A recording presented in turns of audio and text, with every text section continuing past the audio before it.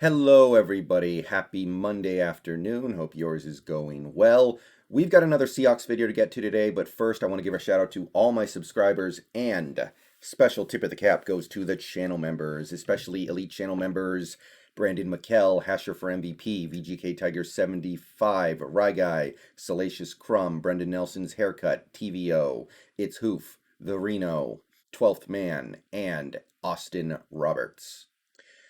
So, in the last several days, with not a whole lot of impact actually happening to the Seahawks, I've been meditating on the current state of the roster, the current state of the depth chart, and trying to figure out what the Seahawks might do to put the final touches on their team in order to have the best 2021 season possible.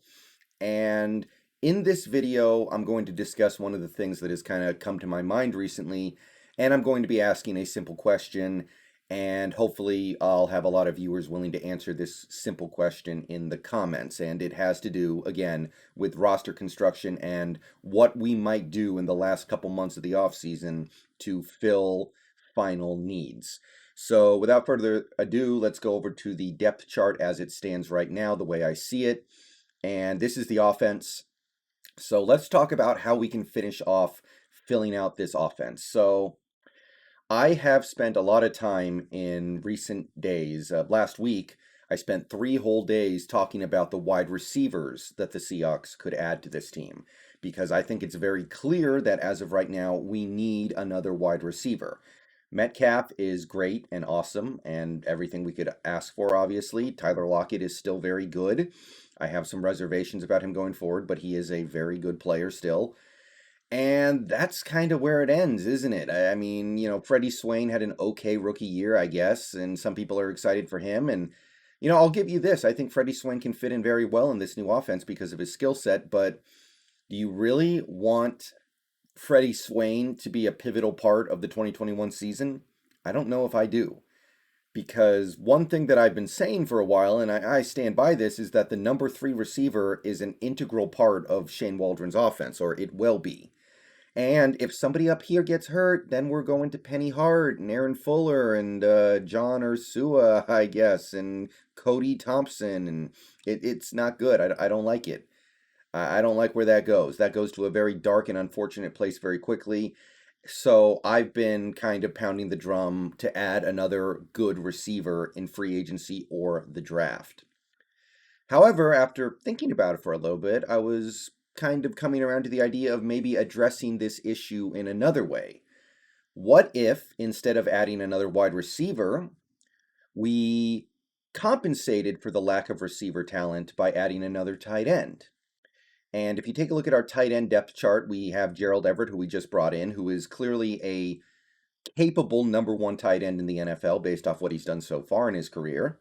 But it needs to be said, he's not elite. He's not Kelsey. He's not Gronkowski. He's not Kittle. He's good. He's good enough, but he's not great.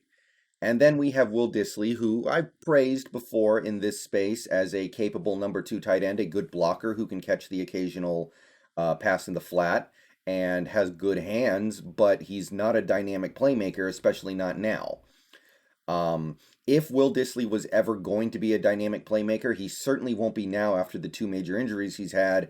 And I feel like those injuries have also robbed him of his opportunity to be the Jason Witten of the Seahawks, a guy who isn't a good athlete but still finds a way to contribute big time as a pass catcher. So I feel like Dissly's ceiling is very, very low at this point.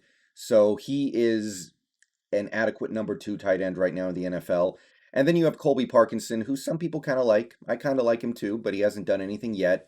And I have no doubt that even in the best timeline, Colby Parkinson will be limited to being a backup tight end because he doesn't know how to block, and I don't think he ever will be good at blocking.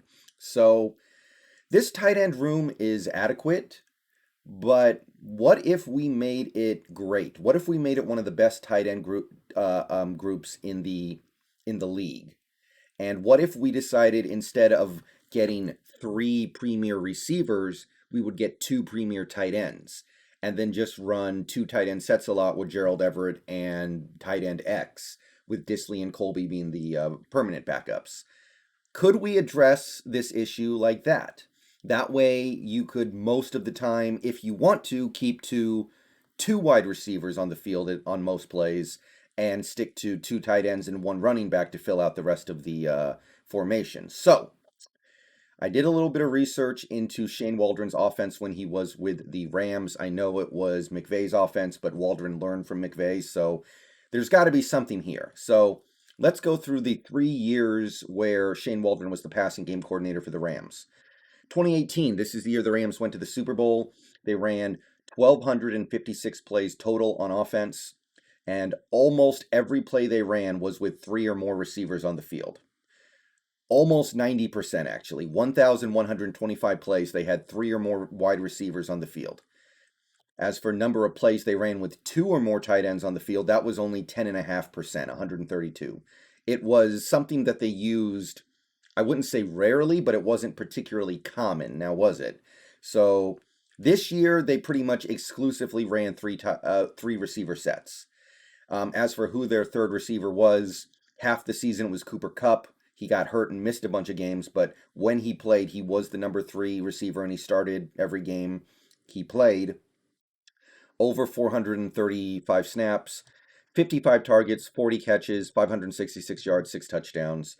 Pretty good performance for a number 3 receiver. If he had played a full season, he may have broached 1,000 yards, which would have made him the third 1,000-yard receiver on that team, actually. And when Cooper Kupp was out, we had Josh Reynolds start the other 8 games. He played in a total of 611 snaps, and when he was starting, he was mostly playing 60 plus or maybe even 70 plus snaps. He was basically out there for almost every offensive snap for the Rams.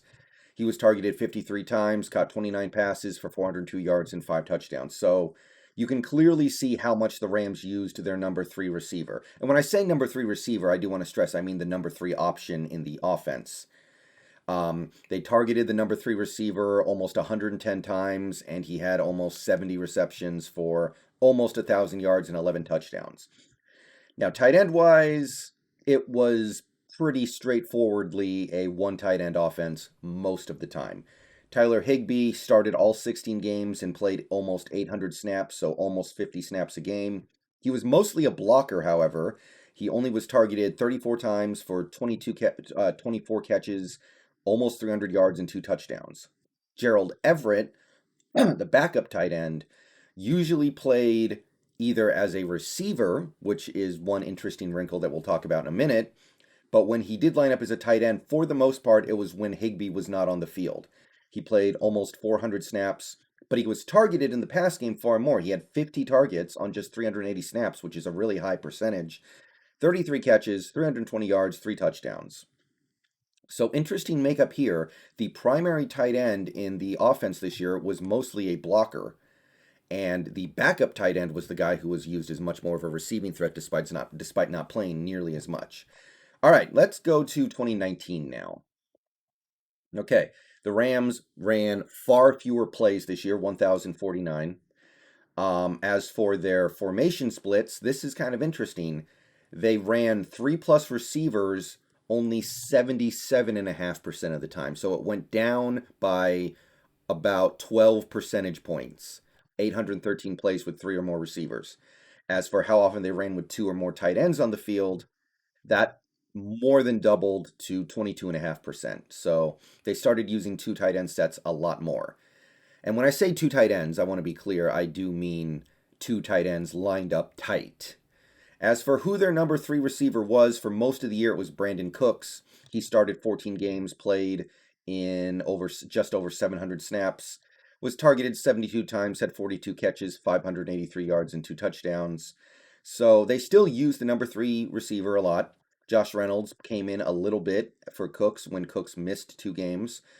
He played 480 snaps total, but if you just look at the games where he started, he played, 50 plus, 60 plus snaps a game. 43 targets, 21 catches, 326 yards, and 1 touchdown. So they still used the number 3 receiver a lot, but it wasn't nearly as effective for whatever that's worth. Probably because Josh Reynolds probably just because Cooper Kupp was boosted up the depth chart and Cooks. I don't know what's going on with Brandon Cooks exactly. It seems like his concussion issues at this point were starting to settle in. He wasn't quite as effective as the number three receivers they had the previous year. As for the Rams tight ends, they did see more usage, especially in the passing game. Check this out. Tyler Higbee played in 15 games. He started all 15 games he played in. 700 snaps. So actually, if you take a look, it's a couple snaps less, almost 100 snaps less, but he became a dynamic passing game threat this year. Almost 90 targets, almost 70 catches, 734 yards, and 3 touchdowns. He became a primary part of this passing attack. And Gerald Everett, still the backup, only playing in 13 games, had more snaps, more targets, more catches, more yards. He, despite playing in fewer games, became a bigger part of the offense. So, 60 targets and 37 catches, 400 yards for a backup tight end. That is probably one of the best and most robust marks you will find for a backup tight end in the NFL. I think Everett might have started 1 or 2 games this year. I can't remember for sure, but still, this is very robust for a nominally backup tight end. So you can see that not only are the Rams finding ways to put multiple tight ends on the field traditionally, they're also finding non-traditional ways to get other tight ends on the field, such as lining them up in the slot, lining them up wide, which every team does, but we are starting to see this Rams team do it more and more. So now let's do 2020. And wow, check this out. They ran 1,200 plays, 1,202. They had 3 wide receivers on the field 65.6% of the time, so not even 2/3 of the time. Another big drop off in the number of plays where they had 3 or more receivers on the field. Plays with 2 tight ends or more on the field, however, were at an all-time high, over 415, with 34.5% of those plays coming with 2 tight ends on the field. Over 1/3. So suddenly the Rams have gone from a team that almost never ran 2 tight end to 2 years later being a team that runs 2 tight end. Not as much as the highest ranked teams in that regard. Teams like, say, in a normal year anyway, the Eagles would do it almost 50% of the time. But now they're running 2 tight end a lot more. So the number 3 receiver in the offense still got action, but they definitely used him less. Josh Reynolds was basically the only number 3 tight end they had who actually started and played a lot. There was a little bit of Van Jefferson in there, but realistically, Josh Reynolds was their number 3 receiver the whole year. He started 13 games, played in over 800 snaps, and he had 81 targets for 52 yards and 52 receptions, 618 yards, 2 touchdowns. Good, but noticeably less production from the number 3 receiver than we saw in previous years from this team. Tight end, meanwhile, the production actually dropped off a little bit as well, but the snaps were up. The number of targets were still quite high. Higbee played in every game but one, started every game but one, 800 plus snaps, 60 targets, 44 catches, 521 yards, and 5 touchdowns. Good, decent numbers. Everett played in every game, 636 snaps, 62 targets, 41 catches, 417 yards, and a touchdown. So using multiple tight ends became a ingrained part of the Rams this year compared to just 2 years ago when it was a complete afterthought.